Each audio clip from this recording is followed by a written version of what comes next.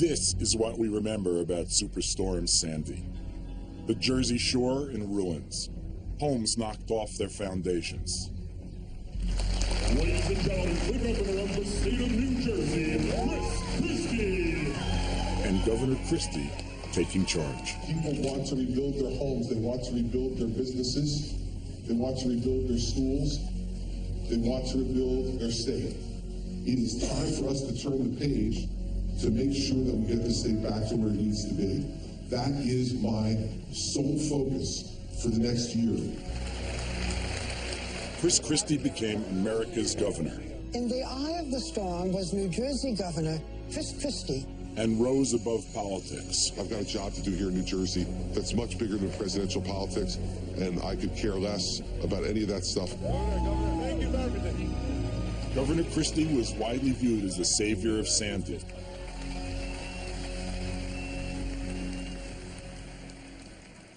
Even New York reporters like me were impressed.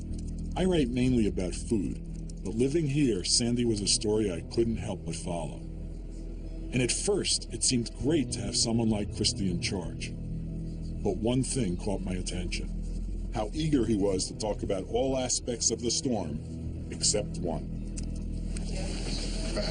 Do you think climate change, rising sea levels, global warming had anything to do with folks in this town and elsewhere? I have no idea. Maybe in the subsequent months and years, after I get done with trying to rebuild the state and put people back in their homes, I'll have the opportunity to ponder the esoteric question of the cause of the storm. Right now, I'm dealing with people who are out of their homes, out of their businesses because of the storm. And candidly, I don't have time to deal with this. My main concern is getting the job done that the people have elected me to do. But is climate change really an esoteric question? Or is Christie leaving his state dangerously vulnerable to the next Sandy?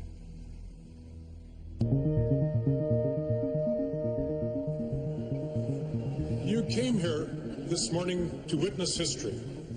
Welcome, everyone, to the inauguration of Governor Jay Inslee.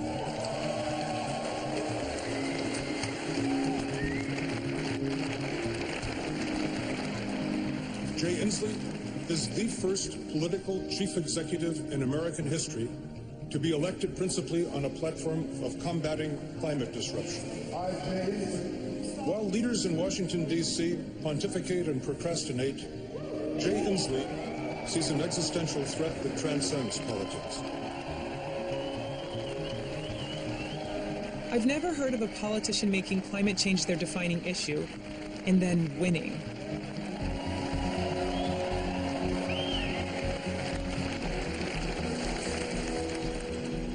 This we know. Our world is changing faster and more dramatically than ever before. As a parent and as a grandparent, I cannot consciously accept the dangers of climate change for my family or yours.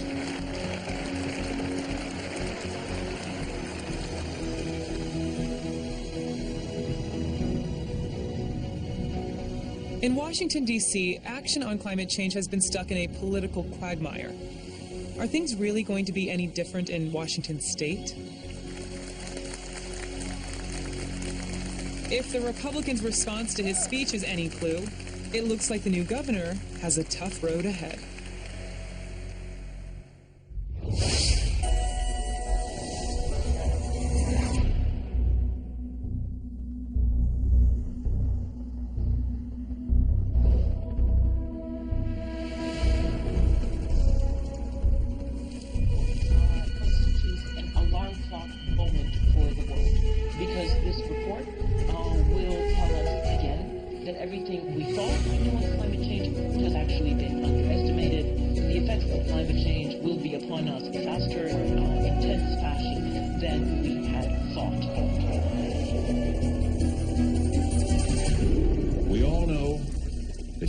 Activities are changing the atmosphere in unexpected and in unprecedented ways. And that the greenhouse effect has been detected, and it is changing our climate now. The atmosphere and ocean have warmed. The amounts of snow and ice have diminished. Sea level has risen, and the concentrations of greenhouse gases. There's no more fire season. We have wildfires all year round. Climate change, extreme weather, call it what you will, and our vulnerability to it. The 12 years of drought has left the landscape bone dry. Patriots in the crowd. A new scientific report has determined the last decade was the warmest on record. Our world is changing faster, more dramatically than ever before.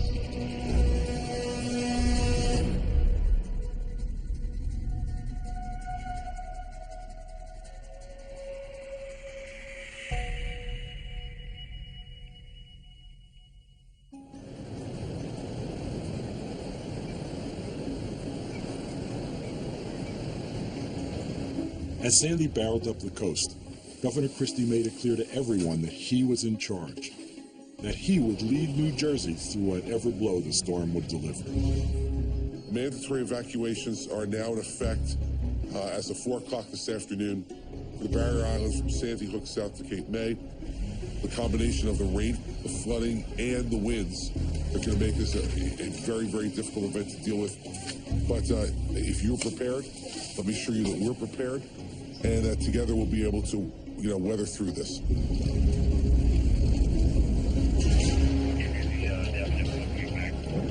Okay, good enough. Thank you. These houses are maybe 4 foot higher than the river, and as you can see, they're in the river. We're at the moment now where evacuation is no longer possible, and we're no longer able to come and rescue people. You can see the seawall here, and see the water starting right up front. We should get out of the air. All right, just head back. Woo. I still don't think we can assess what's going to happen in the next 6 hours. It's not like this is over. Okay, we have the worst 6 hours of the storm coming right now.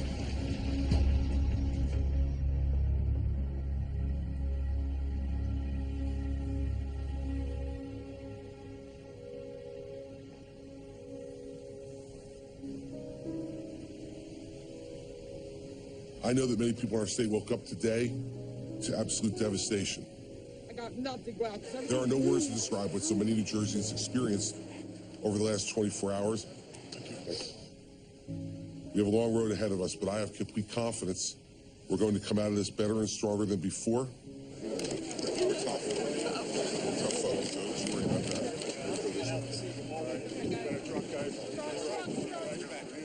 No town in New Jersey was hit harder than Union Beach.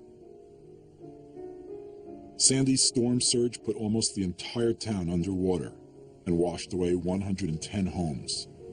Of the buildings that remain, hundreds more are uninhabitable. Local hotels are choked with thousands of people with nowhere to go.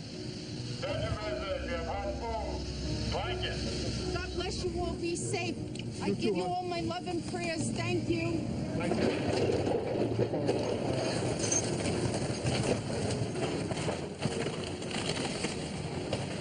After such an unprecedented storm, many in Union Beach are wondering if rebuilding even makes sense.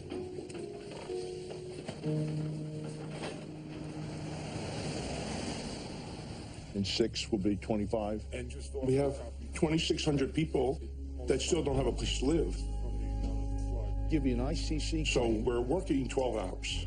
And if we have to work into the night, we do that. Next. Town engineer Bobby Berlew is facing the biggest job of his life. Ever since Sandy hit 3 months ago, he's been working almost non-stop every day of the week, helping his neighbors through the aftermath. I can't keep going back to the lady asking for more money. My father has gone downhill since this hurricane. It's going to be tough. Yes. He has to help them decide, rebuild or move on. There's the 3 options. Elevate your home, pick it up and move it, or do a demolish. Coached football for 35 years. And, everybody who's having a problem, I either had them in school at one point or another, coaching football. So emotionally, it's difficult.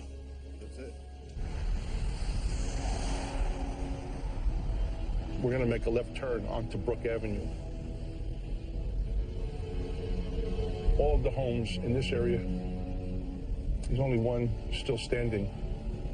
And there's nobody living on that street either, but there was all homes here. Wow.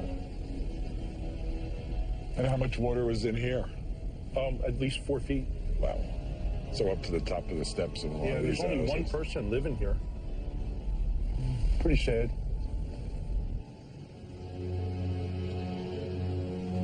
And we're heading down towards, I guess we labeled it as ground zero.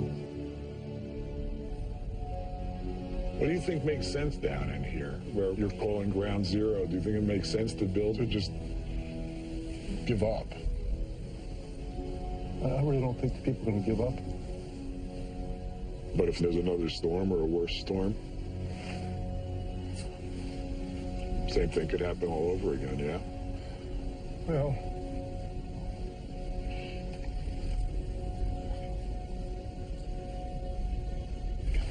it could certainly happen again, but I don't know. In a moment. Yeah, you've seen a lot here. But Governor Christie is unwavering in his message. He says rebuild now. He vows to get people back in their homes and to get the demolished boardwalks rebuilt before Memorial Day. To let people both in the region and across the country who come here for vacation now, we're open for business. The state's $38 billion tourist industry hangs in the balance.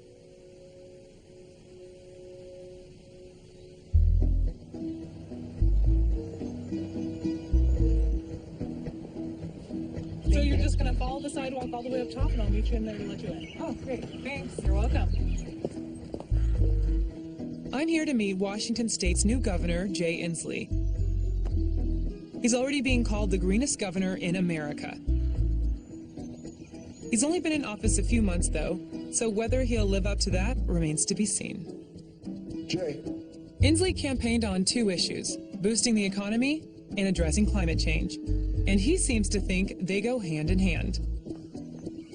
That doing something about global warming will create thousands of jobs in clean energy. Hello, Jay. Hi. How are you? Lily, good to see you. Nice to see you. How are they treating you here? They are very nice here. When I came up, the sounds of Washington, birds chirping. Yeah, I heard. that's real. Those are real birds. I don't actually. believe it. I think they put an audio track. So that's California. This is Washington. We have real birds here. You want to see People's House? I do. Inslee is still settling into life in the governor's mansion. He just finished redecorating. This is a painting by my mom. Oh, wow. And here's one of Mount Rainier that I did. Oh, wow. You heard that George W. is painting. Don't bring that up. I don't know if you guys exchange paint colors. He calls you and he's like, Inslee, I found out that red and blue make purple.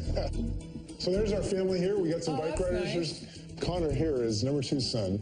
And then we got Jack, number 1 son, and number 2 son. And this is number 2 and number 3 boys, Connor and Joe. Please let me call him that. Number 3.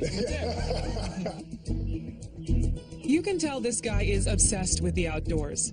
Bird watching, skiing, bike riding. So this is my pride and joy here. This is my Chinelli. So this is 32 years old. And then I got my new my carbon bike here. So this is a carbon frame. And my new slogan is, carbon belongs in our bike frames, not in the atmosphere. So I like it. That's our new slogan. Surging greenhouse gases are worse than predicted. Before he was governor, Inslee was a member of Congress for almost 20 years. And he was outspoken about climate change. We need real science, and we need us to have a clean energy policy. Thank you. But he tells me that kind of bold action he hoped for never came. When I was in Congress, I served on the Climate Change Committee. This is a committee that's dedicated to finding solutions to climate change. Well, unfortunately, pretty much all of the Republicans on the Climate Change Committee refused to recognize the science of climate change. Lately, a lot of people have been taking a second look at the so-called settled science of climate change. There's clearly a dispute about the evidence. Science is apolitical, and yet politicians in our country started to look through this through a partisan lens. Who's for this? Is it Democrats or Republicans? The science is clear. I wish it was otherwise. Life would be easier, but this is a challenge for the ages. Thank you. Why did you feel that you could get more done as a governor than in Congress? Congress was this thing that's kind of glaciated at the moment, and I felt the state of Washington is a place where we could actually do things on energy, clean energy, and we're doing that. We're getting that started here. Plus, it's home, right? This is home. Right. But lately, Inslee says his home state has gotten off track. In 2008, before he was governor, the state passed a law requiring major reductions in greenhouse gas emissions by 2020. But they never put a plan in place to actually meet those requirements. Do you have a copy of the bill? Yes. Inslee intends to fix that with what he calls his Climate Action Bill. It would create a high-level work group headed by the governor himself to come up with a plan. The enviros are making one request on the language, the key section of the language you asked us to write. They've suggested ensure achievement of emission limits. I think that's probably better language. And if you're good with the bill, I'll go ahead and get it to the code advisor. We'll start generating signatures. But there's still one big obstacle. The bill has to make it through the Republican-controlled Senate, which is why Inslee is taking such a careful approach.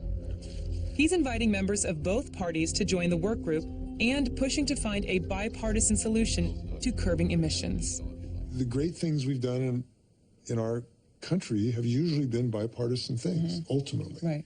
And we have a huge opportunity for Republicans to step up to the plate and be leaders on this right now. We need a bipartisan solution. We all need to work together to get this job done. Well, why do you think it's so hard to get action on this issue? I got to show you something. So here's today's Olympian.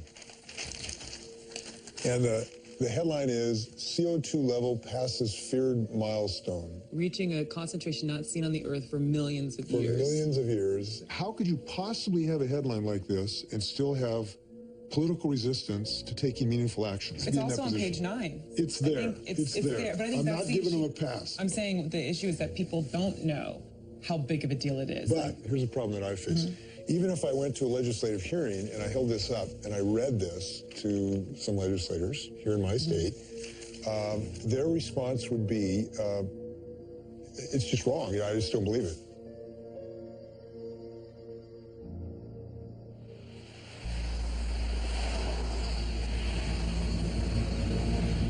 WNYC's Bob Henley asked Christie if the governor was discussing the increasing severity of storms with climate change scientists. No, that's over my head. In the months after Superstorm Sandy, Governor Christie treats climate change as nothing more than a distraction. When he was pressed, he maintained he's a lawyer, not a scientist. But is it really so irrelevant? Just 20 minutes from Christie's office in the State House, Princeton University is home to some of the world's leading climate scientists. Can a storm like Sandy, or Sandy in particular, have been caused by climate change? Can you say something like that? There are many factors that go into building a storm, particularly an unusual storm like Sandy. One of the factors that we're sure was related to and caused by climate change was the higher sea level. Princeton's Michael Oppenheimer advises NASA and the United Nations, and Ben Strauss is an expert on sea level rise in the United States. There's no doubt in my mind the damage from Sandy was worse than it would have been otherwise because global warming caused the sea level to be higher, made it easier for Sandy to push the water further inland. So more and more homes, more and more areas were damaged, were affected than would have been if the same storm came by 50 years ago. Warmer sea surface temperatures from climate change strengthen Sandy. There's a really simple analogy here. If you put a pot of water on the stove and you light a flame, you're going to get a lot of turbulence. That's like heating up the ocean. You have more storms, more moisture in the air, more energy and more turbulence. Over the past 100 years, the ocean has risen over a foot on the Jersey Shore, mostly because of man-made climate change. Without this increase, the worst flooding from a storm like Sandy would still be severe. And when you add that extra foot, the differences might seem small at first. But these are real homes and real people. In New Jersey alone, sea level rise put at least an additional 25 square miles of land and 40,000 people inside Sandy's footprint.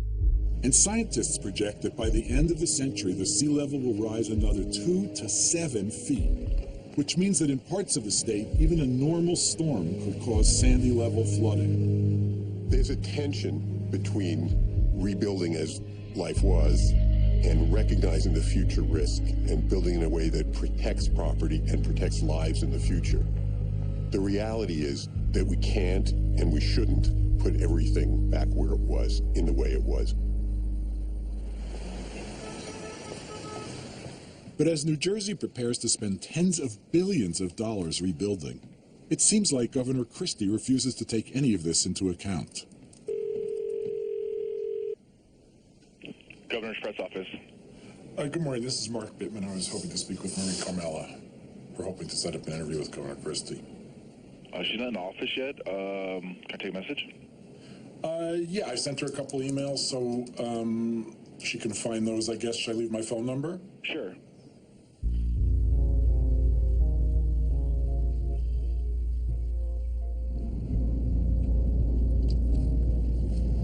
And here's the house that we're coming up to.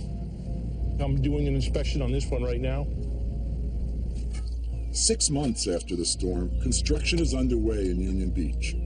Homes are being elevated to comply with new building standards that Christie rushed to adopt. I can't wait another 18 to 24 months. We're going to adopt these now as the state standards, and people can then begin to make the economic decision regarding rebuilding immediately.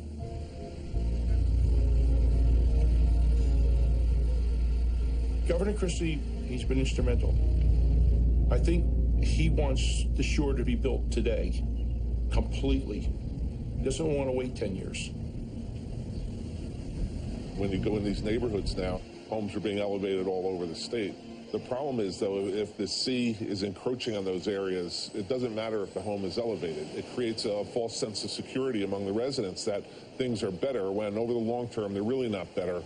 Mark Moriello is a former head of New Jersey's Department of Environmental Protection. He's also an expert in coastal planning with 30 years of experience.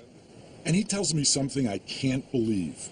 Governor Christie's new rules are based only on past flood data and don't take into account that extra 2 to 7 feet of sea level rise projected by climate scientists. You can build houses bigger and stronger, but if the homes are still located in very vulnerable areas, we shouldn't be surprised when they continue to be damaged by subsequent events. So what would rebuilding right on the shoreline, what would rebuilding smart look like? Our suggestion is we incrementally pull back. You can voluntarily relocate folks so it can be restored as a dune or a wetland that can be more protective. We can't sustain this over time. It's environmentally unsustainable and financially unsustainable. Pulling back from the shore might sound drastic, but I'm on my way to a place that's done just that. A country where flooding is a way of life.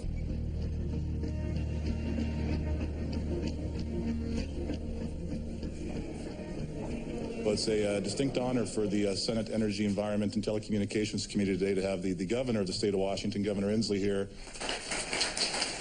In my many years in the legislature, I can count on one hand the number of times the governor has come to testify in the bill, and that might be the first time the governor came to testify in the bill and got applause. So, welcome to the committee. It's early in the session here, so. As the legislature prepares to debate Governor Inslee's climate action bill, things start out pretty friendly. The reason I've proposed this bill as I have is because I do not have all the answers, even though I've been elected governor. This may shock you.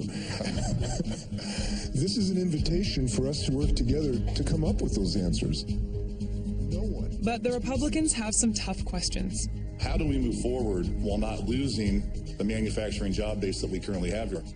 How can you assure me that more rules and regulations won't continue to hurt small business in Washington? Washington state accounts for about 1/3 of 1% of global greenhouse emissions. Do you have a different number? But Inslee says the real threat to the economy is ignoring climate change. The potential cost of climate change has been estimated to reach $10 billion by 2020. That's $10 billion. These are real costs to real people, to real businesses, and it's happening today. Behind the scenes, it's obvious he's frustrated. This is the beginning of a conversation. We want to have this dialogue, so that's the way to think about this. But at some point, if somebody does really want to challenge this science, Right, then you're ready. then I've got to say, you know, you're arguing, let me tell you who you're We'll get a arguing printout with. of that It's right not me. now. Yeah. It's the National Academy I of think Sciences. Keith said he had it. So I think It's NASA.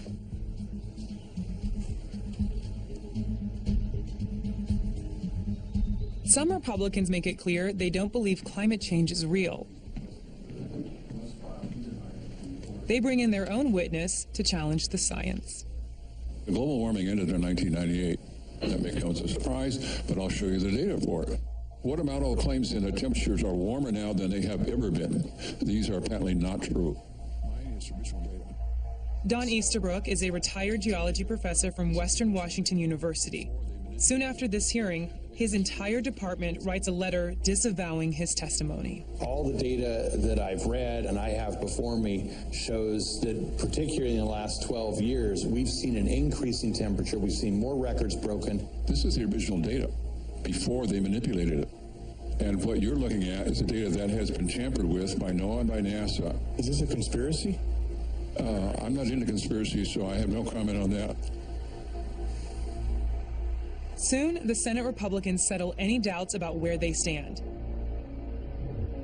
They pass an amendment removing all mentions of climate change from Inslee's climate change bill.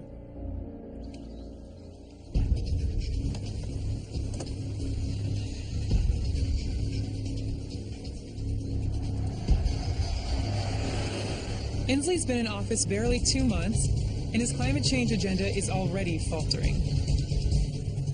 And Republicans aren't his only problem. I learned there's an even bigger controversy brewing, one that's dividing Inslee's own party.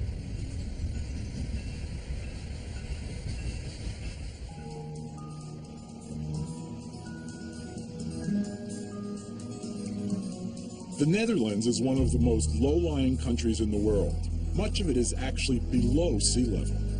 I came here to meet with Dr. Jeroen Aerts, one of the world's top experts on flood risk, to see what New Jersey might be able to learn from a place where too much water is part of daily life. What percentage of the population of the Netherlands is really affected by water? 1/3 of the country is lying below sea level, and about 2/3 of the population lives in floodplains. So about 2/3 of the population can be potentially affected by floods. The water is coming from the sea, the water is coming from the rivers, we have groundwater, and we have also precipitation, rain.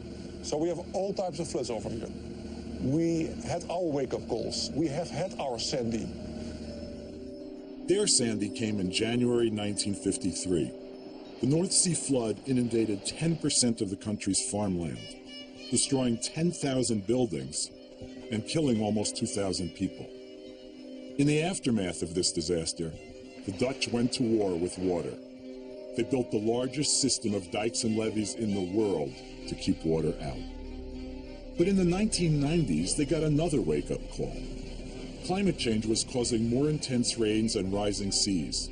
The result was massive river flooding that overwhelmed their defenses. The Dutch needed a new plan. They called it living with the water. We thought, well, maybe we should give some room back to the river, allow the river to flood, like it was in the past where there were no people living in the neighborhood. However, there are locations where people live in the floodplain. And for those locations, it's really difficult to find a solution that both allows the river to flood, but also protect the people.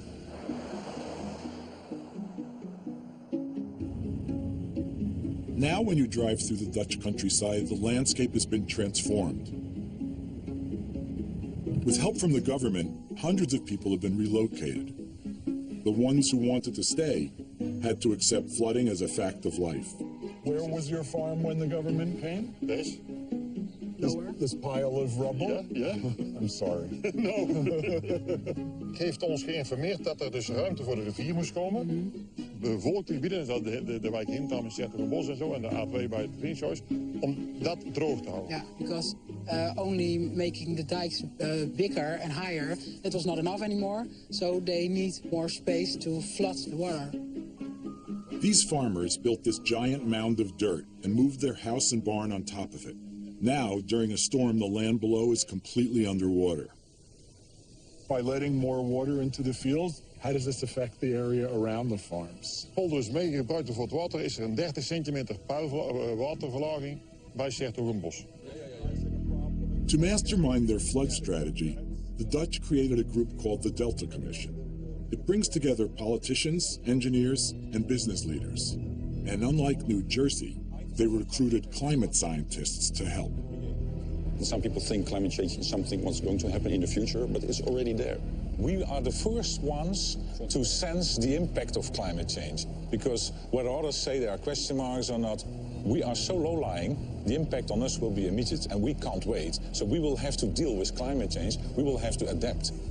It seems like New Jersey needs its own Delta Commission. And back in the U.S., I find out that they used to have something strikingly similar. Years before Sandy, the state formed something called the Office of Climate Adaptation. So why wasn't New Jersey better prepared? I found someone who says he can tell me.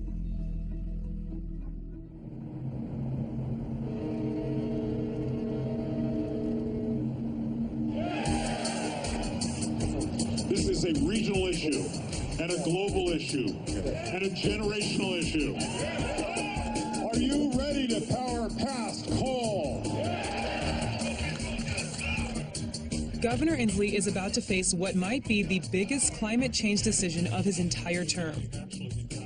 One that will have global implications. Coal is the single largest source of greenhouse gas emissions in the world. But these days, Americans aren't burning nearly as much as they used to. That's good news for the climate, but for coal companies, it's a huge problem. So the industry has a plan. Export America's coal to Asia, where coal use is skyrocketing. They just need a way to get it there. And so they're planning to transport it over 1,000 miles by train to specially built export terminals on the West Coast. And the two largest ones would be in Washington state. All told, it would double the amount of coal the U.S. exports each year. The debate over these terminals is engulfing the whole state. We don't need the increased greenhouse gases and ocean acidification these proposals will bring. And pitting environmentalists against labor groups. This is an opportunity to create jobs. Good living wage jobs. At public hearings like this one, the two sides show up looking like rival sports teams in matching shirts, ready to square off. Let's move forward toward prosperity. Economic values don't trump all the other values. To push forward would be to commit a crime against the future. Thank you. All this poses a huge political dilemma for Inslee. Environmentalists and organized labor happen to be the two groups that got him elected. The question now is, which side is he going to take? Whether the earth warms or not, right now, we need to improve our local economy, grow the jobs, put people back to work. And I hope our governor agrees with me that we should focus on Washington first. If you look at Whatcom County, 15% of our population is living below the federal poverty line. We need jobs in Whatcom County. We need good industrial jobs. The first battle in this war over coal is happening here in Whatcom County, where they're planning to build one of the terminals.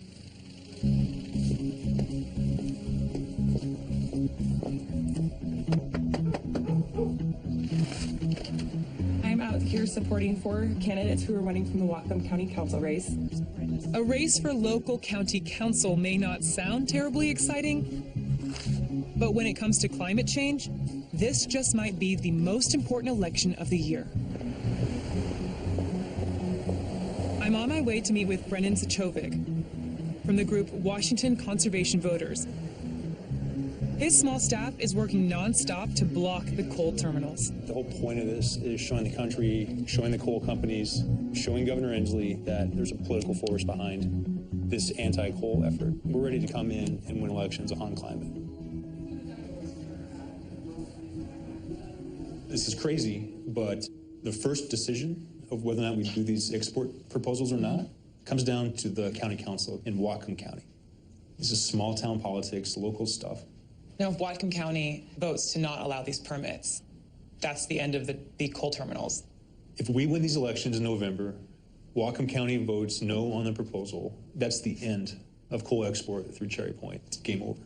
There's some people who worked on President Obama's campaign that are coming out here to this little election. Right. We've actually hired the president's data team. Wow. People who do his targeting and help us identify who to talk to, who not to talk to, when to talk to them. Mm-hmm. I think we've built one of the most impressive campaign teams I've ever seen in my life. All for this little election. All for this little election.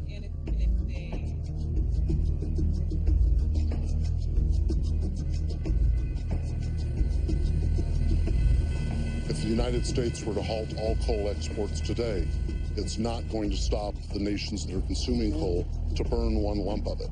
All we're going to do is export those jobs to other places. Herb Crone is head of the local railroad workers union. He's one of the most powerful leaders on the other side of the coal issue.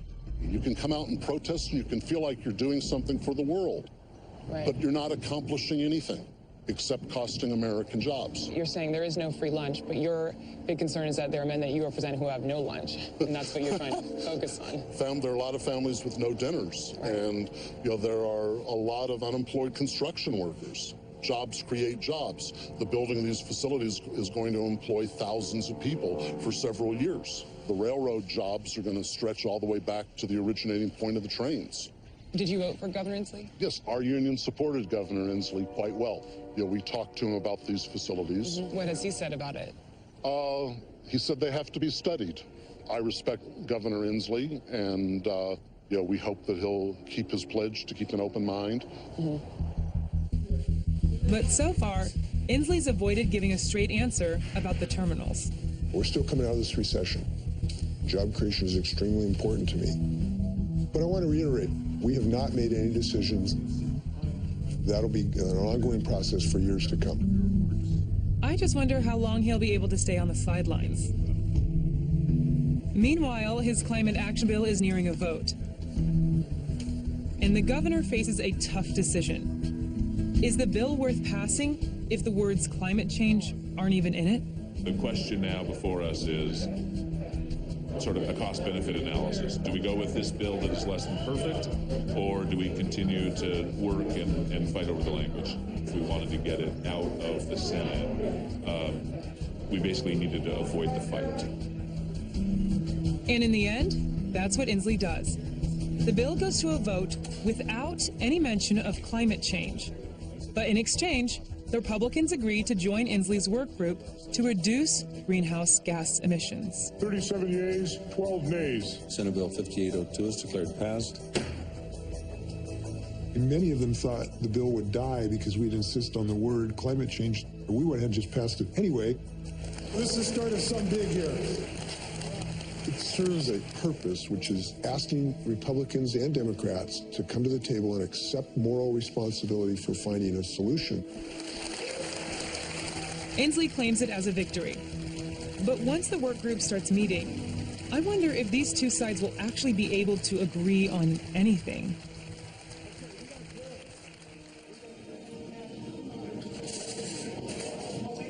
I'm meeting with Bill Wolf. Over more than 2 decades, Bill worked inside the New Jersey Department of Environmental Protection, studying threats to the coast. He says that long before Superstorm Sandy, there were warnings. Professional planners inside DEP for years had been talking about coastal vulnerability to floods and storms and sea level rise. And they were basically reports that sat on a shelf every 2 years for 15-year periods. Since about the mid-90s. This is a reaction to them acknowledging that the science of climate change projected sea level rise, storm surge, and increasing storm intensity, that when you mapped those risks along the shore, that we were highly vulnerable. Were those warnings becoming shriller, more harsh, more worrisome than they were 20, 30, 40 years ago? Absolutely. And it was almost as if the planners were running around with their hair on fire. For years, these warnings were ignored. But in 2005, Hurricane Katrina devastated New Orleans and changed everything. New Jersey leaders realized their coast could be vulnerable to a similar storm. And so Governor Christie's predecessor, John Corzine, created an Office of Climate Adaptation to deal with this problem. In the wake of Katrina, there was a whole burst of activity dealing with emissions reductions, coastal adaptation and vulnerability assessments for the shore. Promise of actual actions, and then the Christie administration came on board and basically systematically across the board dismantled that. His first hour in office, he issued 4 executive orders. And those 4 orders targeted the Department of Environmental Protection, and so coastal management policies and vulnerability assessment and adaptation policies, that was all nixed. No one knows what would have happened if Christie hadn't killed these programs. But without them, New Jersey was caught off guard by Superstorm Sandy. As a result, Bill Wolf says, the rebuilding plan had to be improvised, and it's fatally flawed. Where we're rebuilding, we are virtually guaranteeing to go through another round of exactly what we went through. But it didn't have to be this way. We can rise back from the ashes, and we can be smarter and stronger than ever. We can modernize. Just across the Hudson River from New Jersey, New York City has been making plans for Netherlands-style smart adaptation since 2007. Earlier this week, Mayor Bloomberg unveiled a $20 billion plan to protect... The mayor laid out a 439-page plan to protect the city. The city even hired Dutch experts to help. Among the bigger projects are removable gates along lower Manhattan shorelines, storm surge barriers in Newtown Creek, the Gowanus Canal, and elsewhere, even a new neighborhood near the South Street Seaport that would absorb rising sea levels. This is urgent work, and it must begin now. So why isn't Chris Christie taking any of this into account in his state? Kara, we're calling you again.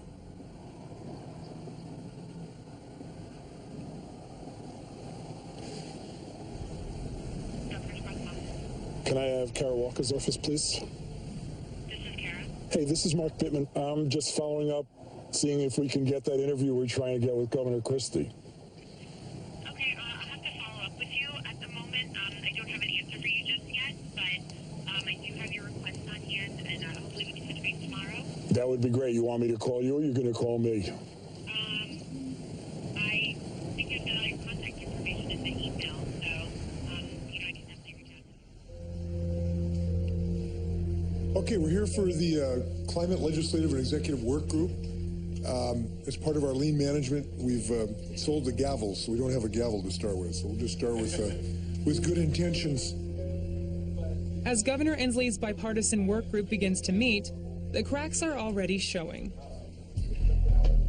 Between Republicans concerned about the economic impact of regulations, I want to be an innovative state, but I am not going to do it on the backs of Washington families.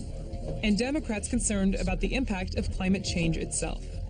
Let's consider the impacts of ocean acidification in Washington state and the thousands of jobs that directly depend upon it. Meanwhile, the fight over coal in Whatcom County is creating divisions even among fellow Democrats. I want to know how Governor Inslee is going to handle all this. This is so beautiful here. I've actually never been inside of a state capitol before. I wanted to chip off some marble to take home as a souvenir. We frown on that, but I can get you some marble from somewhere. Oh, really? Just not here. You frown on that? I'll get you some Tenino sandstone. When we last sat down, you had just passed a climate bill.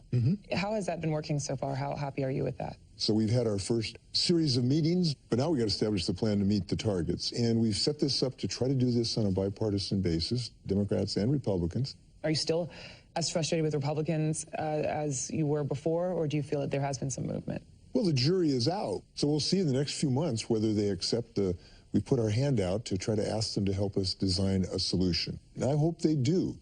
There's a big issue going on right now at the coal export terminals. You bet. When you ran for governor, you had the support of most of the labor unions. And so that's probably got to be a tricky place for you to be in, because you want to get the people of Washington jobs, and you also care about the environment. So do you take that into your decision-making process when you think about how many jobs it could give the people of Whatcom County? Sure I do, and I'm very comfortable with my analysis of this, because there are some pluses from the job perspective for a coal port, but there's also some minuses in solar and wind and carbon fiber for planes and cars, in energy efficiency. This is where our future is, and we're going to seize it. You haven't said out loud yet, I'm against it.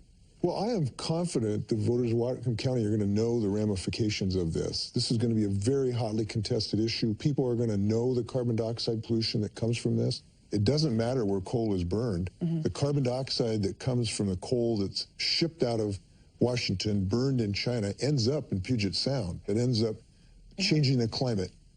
And while Inslee won't tell me flat out that he's against the terminals, I learn he's doing something big, something that makes his point of view crystal clear. He's ordering what might be the most extensive environmental review ever conducted. not just in his state, but anywhere in the country. Before they can get a building permit, the coal terminals will be rigorously evaluated, not just for their impact on local air and water quality, but also for all the carbon emissions from all the coal they plan to ship. Whether it gets burned in Washington State, China, or anywhere else on the planet.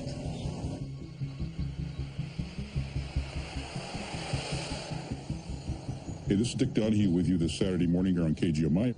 This move by Inslee doesn't sit well with Craig Cole, a spokesman for the terminal company. The State Department of Ecology announced that they wanted a very, very broad scope of review that would include such things as the impact on climate change of products that are used in other countries. You know, I don't want to be facetious about this, but does that mean if we ship wheat to China that we've got to measure the impact when bread is baked?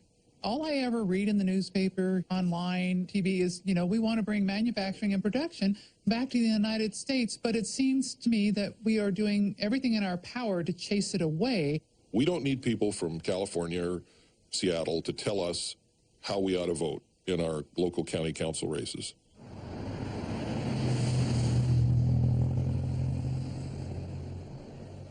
As all of you know, this is a huge race. It's not only a priority for Whatcom County residents, it's a priority for all of Washington State, the nation, and the world.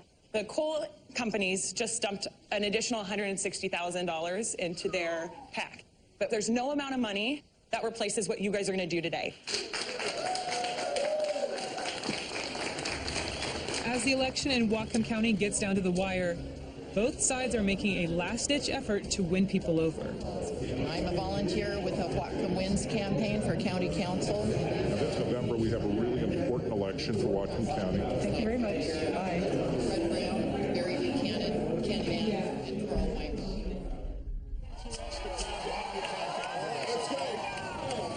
All right, guys, count me down for 5, okay? Ready? 5, 4, 3, 2, 1. It's Memorial Day weekend, and Chris Christie has kept his promise. The shore is open for business.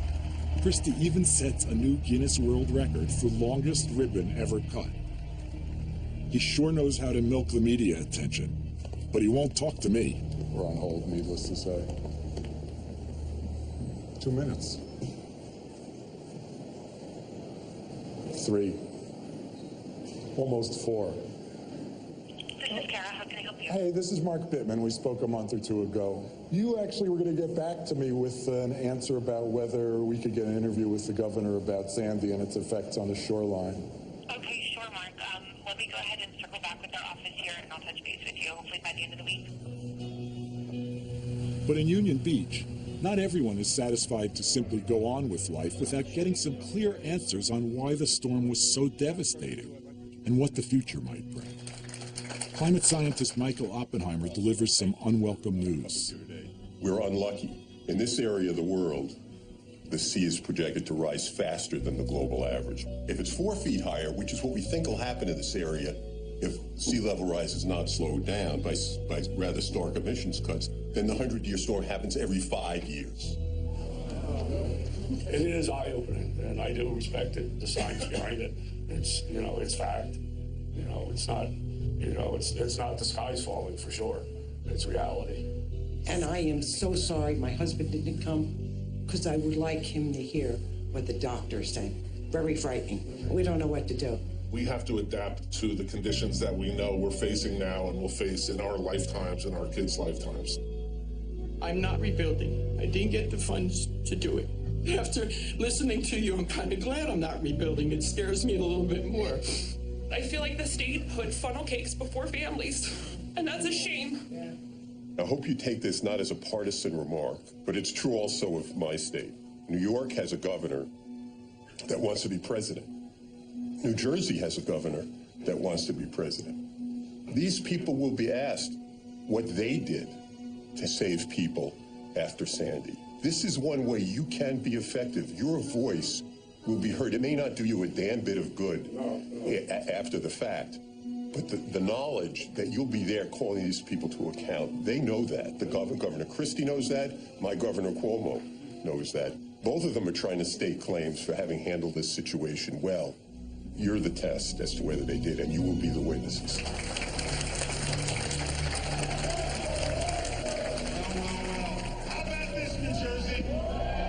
On November 6, 2013, just over a year after the storm, Chris Christie wins re-election in a landslide. Tonight, I stand here as your governor, and I am so proud to be your governor. It's a sacred trust that was thrust upon me and you on October 29th of last year. And on the battlefield that Sandy turned this state into, New Jerseyans will never leave any New Jerseyan behind.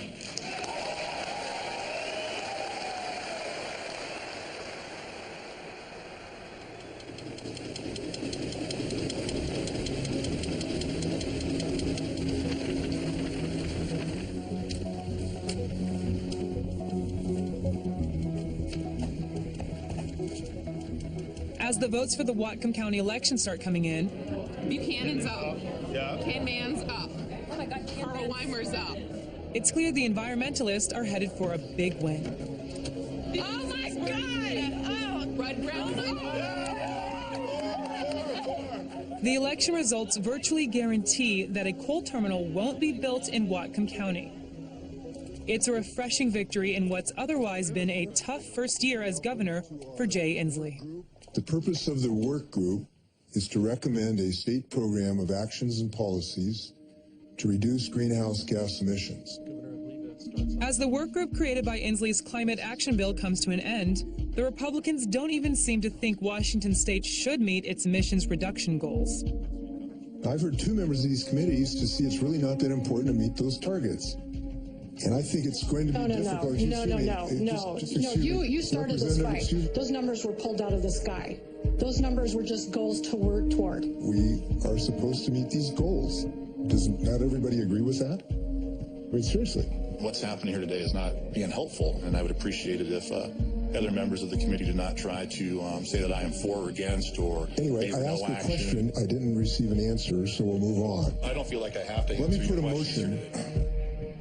It ends without the two sides coming to an agreement on anything. But instead of backing off on the issue, Inslee decides to circumvent the Republicans and do whatever he can to reduce emissions using his executive power as governor. And he sets his sights on an even bigger goal. Oregon and California, Washington and British Columbia have gathered in San Francisco to sign an historic document. He joins forces with other governors and pledges to reduce emissions along the entire West Coast. We are the first generation to feel the sting of climate change, and we are the last generation that can do something about it. So today we're pledging our executive commitment, our executive policies, and our energies to defeat climate change.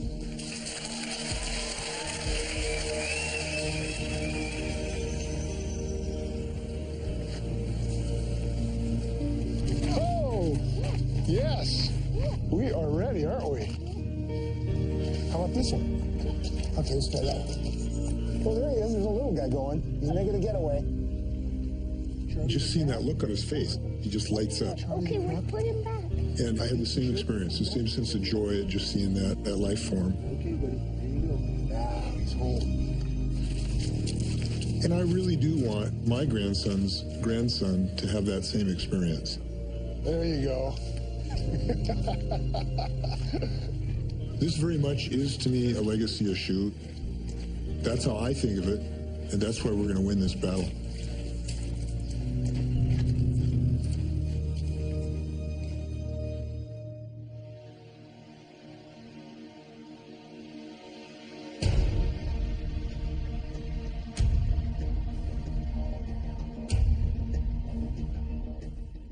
Wind is my best cash crop because wind blows even during a drought. Next time on Years of Living Dangerously, we're fracking at an inconceivable rate. Natural gas is not any better than coal or oil. If it gets into the atmosphere, it's way worse. The mere notion that climate is changing does not mean A, that we're facing a crisis, or B, that we need to do something about it. 97% of climate scientists say that it's a problem. And you're a lawyer. I'm a lawyer by training. You're not a scientist by training. We're going to run out of oil and coal. Do we want a hard landing or a soft landing?